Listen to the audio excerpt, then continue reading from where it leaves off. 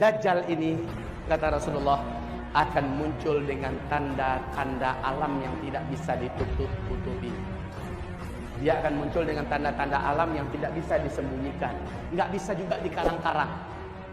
Di dalam hadis Sahih Muslim, Tamim Ad-Dari bercerita pertemuannya dengan seorang lelaki bertubuh gumpal, terikat dengan rantai yang besar kakinya, dan rantai itu menghubungi kedua tangannya, terikat di dua tangannya, dan juga rantai itu menghubungi lehernya, terikat lehernya, tergeletak di lantai di sebuah pulau di Laut Yaman, dalam salah satu kuil tua. Tamim Ad-Dari dengan 20 awak kapalnya bertanya, celakalah engkau, siapa engkau?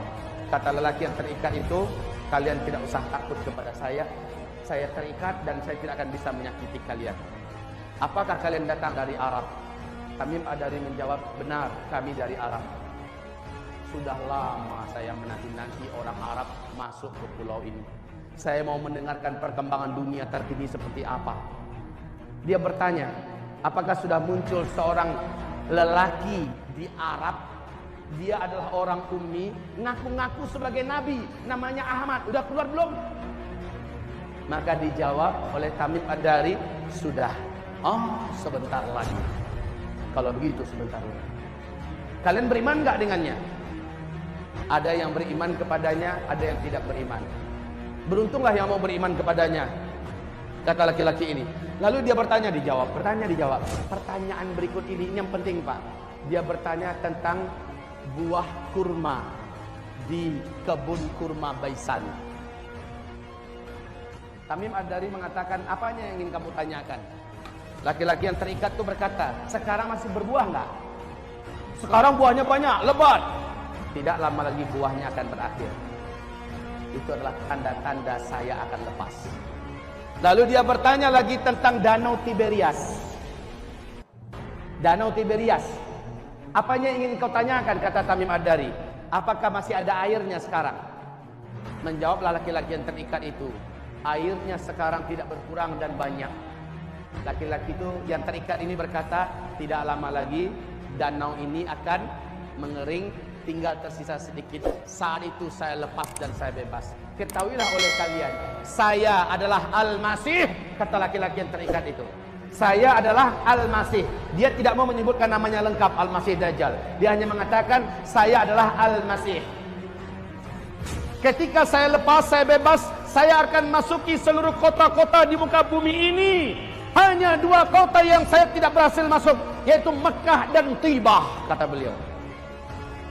Ketika Tamim menceritakan ini kepada Nabi Muhammad dan dia menyatakan Islamnya, Nabi berkata kepada seluruh kaum muslimin yang ada di Madinah, ketahuilah oleh kalian, lelaki yang ada di pulau Laut Yaman itu, dia adalah Dajjal. Dialah Dajjal.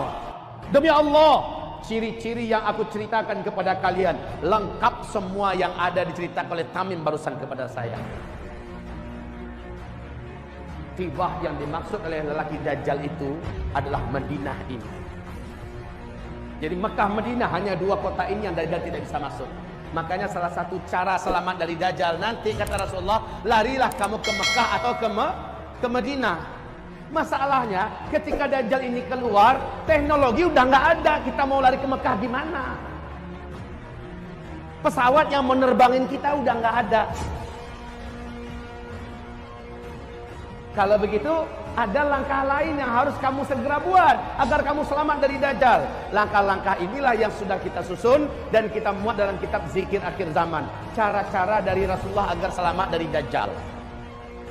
Baik kaum muslimin, lanjutnya kita ceritakan yang dua tadi. Lihat faktanya sekarang. Buka YouTube kalau mau. Kalau mau, buka YouTube. Tentang buah kurma di kebun kurma Baisan. Di mana kebun kurma Baisan? Perbatasan Yordania dengan Palestina.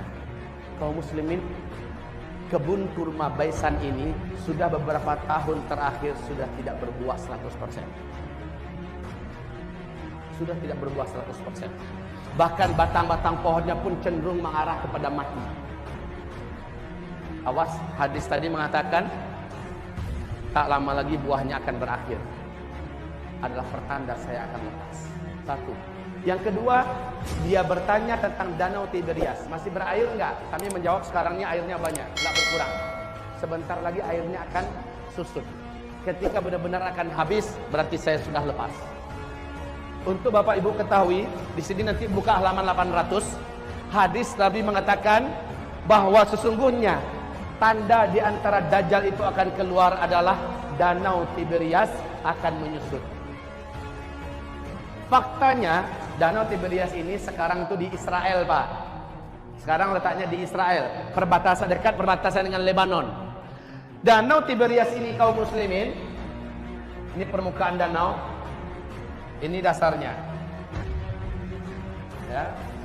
Danau ini tidaklah dalam, hanya 45 meter saja. Hanya 45 meter saja, enggak dalam.